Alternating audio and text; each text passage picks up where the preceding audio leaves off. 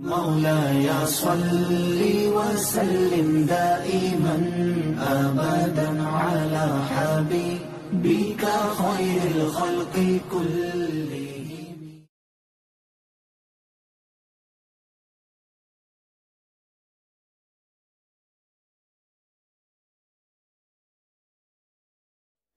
قرآن اور حدیث پاک میں مسجد کے آداب بڑی تفصیل کے ساتھ بیان کیے گئے ہیں۔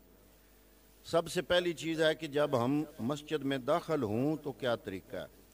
جب مسجد میں جانے کا ارادہ کریں تو سب سے پہلے اپنی نیت پاک کریں اور دل کو صاف کریں۔ اپنی ظاہری حیت اور لباس پر بھی ایک نظر ڈالیں، کیونکہ آپ ایک عظیم بارگاہ میں جا رہے ہیں۔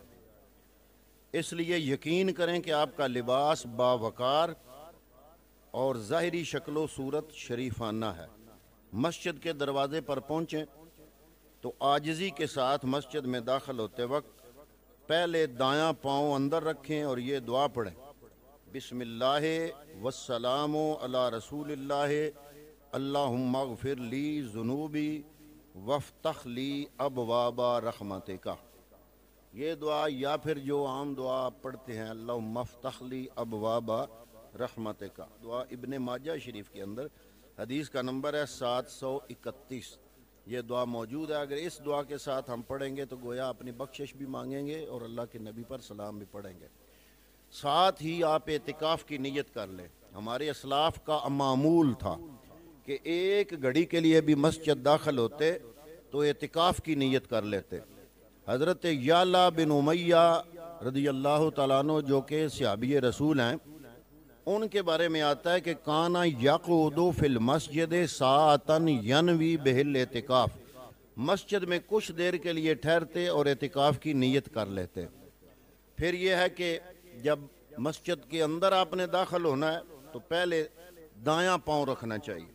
حضرت انس رضی اللہ تعالیٰ عنہ روایت کرتے ہیں کہ من السنت اذا دخلت المسجد ان تبدا برجلک الیمنی، رسول اللہ صلی اللہ علیہ وسلم کی سنتوں میں سے ایک سنت یہ ہے کہ جب تم مسجد میں داخل ہونے لگو تو پہلے دایاں پاؤں اندر رکھو۔ مستدرک للحاکم حدیث کا نمبر ہے 791۔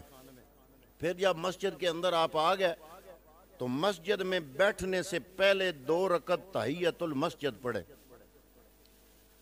یہ جو 2 رکعت تحیۃ المسجد ہے، اگر آپ نے اور کوئی نماز فی الحال نہیں پڑھنی، جماعت کا انتظار کرنا ہے، تو پھر بیٹھنے سے پہلے آپ یہ پڑھ لیں۔ لیکن اگر کسی ایسے ٹائم آئے ہیں کہ آپ نے سنتیں پڑھنی ہیں تو وہ جو سنتیں آتے ہی آپ سنتیں نیتیں گے تو اس میں وہ تحیۃ المسجد بھی ہو جائے گی، سنت بھی ہو جائے گی آپ کی اور تحیۃ المسجد بھی ہو جائے گی۔ مثلاً آپ مغرب کے ٹائم مسجد میں آتے ہیں تو آپ کے آتے ہی فرضوں کی جماعت کھڑی ہو گئی ہے، تو پھر آپ کے وہ فرض بھی ہو جائیں گے اور وہی تحیۃ المسجد بھی ہو جائے گا، تحیۃ المسجد کا بھی ثواب ملے گا۔ تحیۃ المسجد تب ہے کہ جب آپ نے مسجد میں بیٹھنا ہو تو بیٹھنے سے پہلے آپ 2 رکعت کم از کم جو ہے وہ نفل پڑھ لیں، کیونکہ نبی کریم صلی اللہ علیہ وسلم سے مروی ہے کہ ہر چیز کا سلام ہے اور مسجد کا سلام 2 رکعت نماز ہے۔ البتہ مکروہ اوقات میں سے کوئی وقت ہو تو نماز نہ پڑھیں۔ حضرت بلال رضی اللہ تعالیٰ عنہ کو حضور نے معراج کی رات جب واپس آئے تو واپس آتے ہی حضرت بلال کو بلایا اور فرمایا: اے بلال، مجھے وہ اپنا عمل بتا جو تو نے مسلمان ہونے کے بعد کیا ہو اور اس پر تمہیں سب سے زیادہ نفع کی امید ہو۔ میں نے آج رات جنت میں اپنے آگے آگے تمہارے قدموں کی آہٹ سنی ہے۔ بلال عرض کرتے ہیں میں نے مسلمان ہونے کے بعد کوئی ایسا عمل نہیں کیا جس کی منفعت کی مجھے زیادہ امید ہو سوائے اس کے کہ رات ہو یا دن، جب بھی میں مکمل وضو کرتا ہوں تو اس وضو کے ساتھ اتنی رکعت نفل نماز پڑھ لیتا ہوں جتنی اللہ تعالیٰ نے میری قسمت میں لکھی ہوتی ہے۔ یہ صحیح مسلم شریف کی حدیث پاک ہے اور نمبر ہے 2458۔ تو آپ بالفرض مسجد میں آ کر وضو کریں، وضو کر کے مسجد کے حال کے اندر آ جائیں تو آپ جو 2 رکعت تحیۃ الوضو پڑھیں گے وہ تحیۃ المسجد بھی ہو جائے گا اور آپ کو وہی ثواب ملے گا۔ یا نماز کے بعد آپ بیٹھے ہیں تو مسجد میں باتیں نہ کریں، ایک حدیث پاک ہے، نبی کریم صلی اللہ علیہ وسلم نے فرمایا ان قریب لوگوں پر ایسا وقت آئے گا کہ وہ دنیا کی باتیں مسجدوں میں کریں گے، فلا تجالسوہم فلیس للہ فیہم حاجۃ۔ وہ آپ فرماتے ہیں اگر ایسے لوگوں کو آپ دیکھو تو ان کے ساتھ نہ بیٹھو۔ یہ شعب الایمان حدیث کا نمبر ہے 2701۔ آج وہ وقت آ گیا ہے کہ مسجدوں میں دنیاوی باتیں کرنا لوگوں کا عام معمول ہے۔ مسجد میں مسجدیں چوپالوں کا منظر پیش کر رہی ہیں۔ نماز پڑھنے کے بعد دو چار ٹولیوں میں لوگ جمع ہو جاتے ہیں اور ہر طرح کی دنیاوی باتیں کرتے ہیں۔ انہیں اس چیز سے توبہ کرنی چاہیے اور اس سے بچنا چاہیے۔ پھر رسول اللہ صلی اللہ علیہ وسلم نے ارشاد فرمایا کہ گم شدہ چیز کا اعلان مسجد میں نہ کرو۔ آپ نے ارشاد فرمایا جب تم کسی شخص کو دیکھو کہ مسجد میں گم شدہ چیز کا اعلان کر رہا ہے تو کہو لا رد اللہ علیکہ، اللہ تمہاری چیز واپس نہ لوٹائے۔ ترمذی شریف کی حدیث ہے، نمبر ہے 1321۔ پھر پیغمبر اکرم صلی اللہ علیہ وسلم نے فرمایا کہ جب آپ مسجد میں آؤ تو یہ سمجھو اللہ کے گھر میں آ رہے ہیں، تو خوشبو لگا کے آؤ اور کوشش کرو کہ ایسی چیز نہ کھاؤ جس کی بو منہ سے آ رہی ہو۔ حضور نبی کریم صلی اللہ علیہ وسلم نے باقاعدہ نام لے کر فرمایا، صلی اللہ علیہ وسلم نے حکم دیا کہ مسجد کو خوشبو سے معطر رکھے اور ایسی کوئی چیز کھا کر مسجد میں نہ آئے جس سے بدبو آتی ہو، اس سے نمازیوں اور فرشتوں کو بھی تکلیف ہوتی ہے۔ پوچھا گیا یا رسول اللہ فرشتوں کو کیسے ہوتی ہے؟ فرمایا جس چیز سے نمازیوں کو تکلیف ہوتی ہے ہر اس چیز سے فرشتوں کو بھی تکلیف ہوتی ہے۔ حضرت جابر روایت کرتے ہیں کہ رسول اکرم صلی اللہ علیہ وسلم نے ہمیں پیاز کھا کر مسجد میں آنے سے منع فرمایا اور ہم کو خواہش ہوئی اور ہم نے پھر کھا لیا تو آپ صلی اللہ علیہ وسلم نے فرمایا من اکل من هذه الشجرۃ المنتنۃ فلا یقربن مسجدنا فإن الملائکۃ تعزی مما یتعزی منہ الانس۔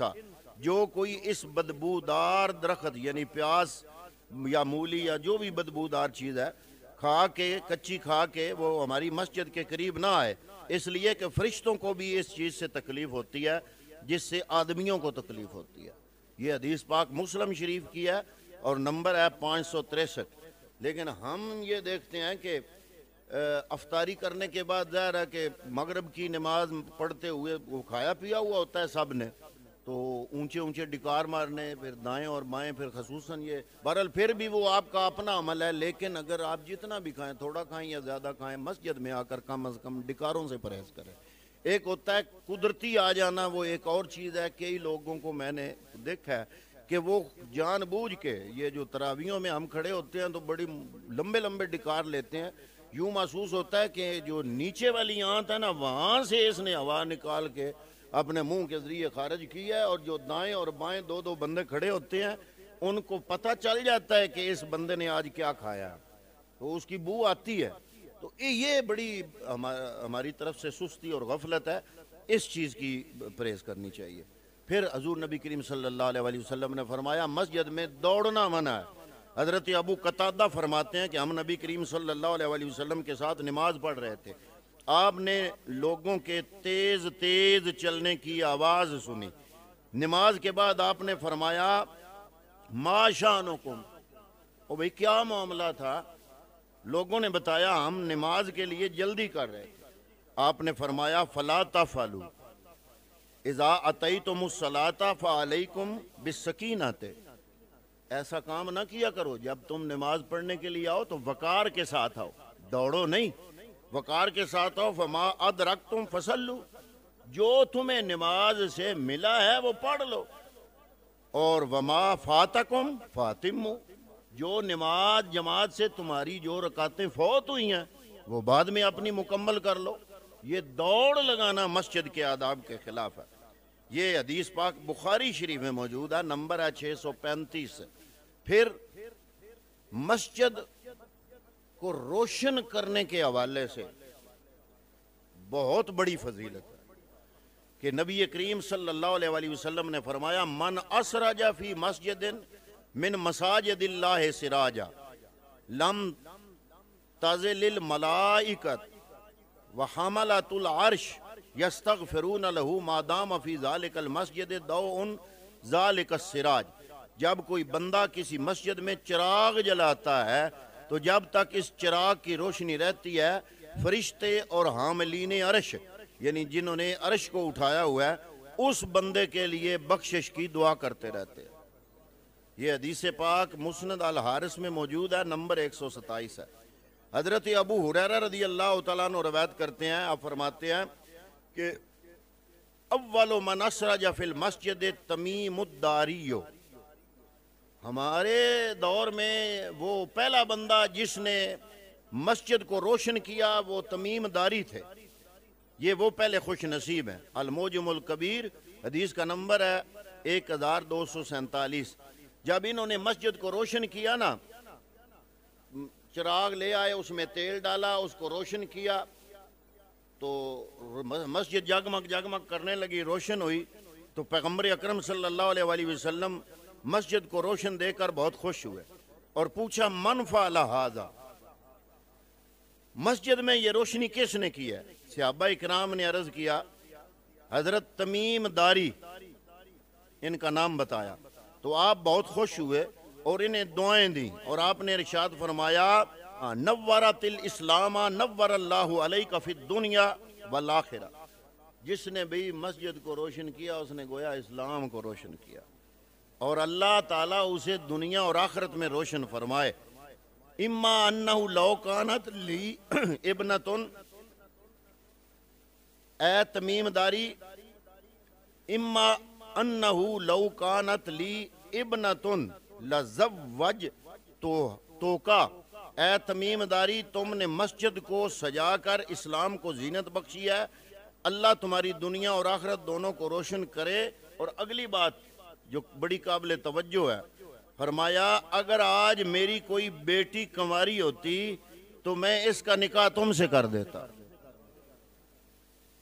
یعنی نیکی کا ثواب تو ثواب ہوتا ہے نا، لیکن پیغمبر اکرم اتنا انعام دے رہے ہیں، فرمایا کہ آج اگر میری کوئی بیٹی ہوتی نا تو تیری اس نیکی کے بدلے میں اپنی اس بیٹی کنواری ہوتی تو اس کا نکاح میں تم سے کر دیتا۔ اس وقت آپ کے چچا زاد بھائی نوفل بن حارث بن عبد المطلب وہاں پر موجود تھے، انہوں نے عرض کی میں اپنی بیٹی ام المغیرہ کو پیش کرتا ہوں، تو نبی کریم صلی اللہ علیہ وآلہ وسلم نے اسی مجلس میں حضرت تمیم داری کا نکاح ام المغیرہ سے کر دیا۔ الاصابہ فی تمییز الصحابہ، اس میں یہ روایت موجود ہے، تو پتہ چلا کہ مسجد کو روشن کرنے کا کتنا بڑا انعام ہے کہ پیغمبر اکرم صلی اللہ علیہ وآلہ وسلم نے فرمایا میری کوئی بیٹی ہوتی تو میں اس کی شادی تم سے کر دیتا۔